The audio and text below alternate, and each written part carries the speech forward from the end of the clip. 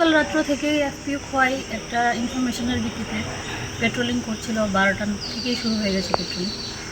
তো বিভিন্নভাবে প্ল্যানিং করে অ্যাম্বুশ করে সকাল 5:30 6টা নাগাদ আমরা 2টা গাড়ি আটক করতে পারলাম।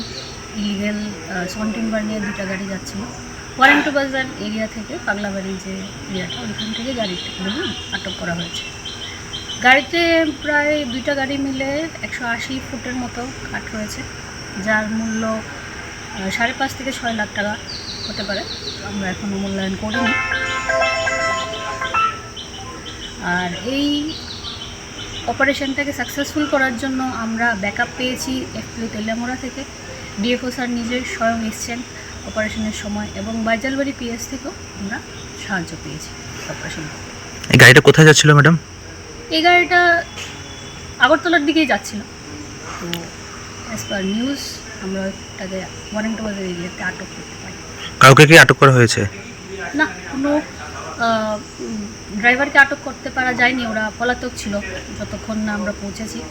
ওরা ভেঙে গেছে ওই স্পট থেকে, কিন্তু আমরা ইনভেস্টিগেশন চালাচ্ছি। আমরা ওদেরকে ধরার চেষ্টা করছি। গাড়ির রেজিস্ট্রেশন নাম্বার থেকে দেখি কতটুকু কী ওনাদেরকে পাওয়া যায়। Thank you madam.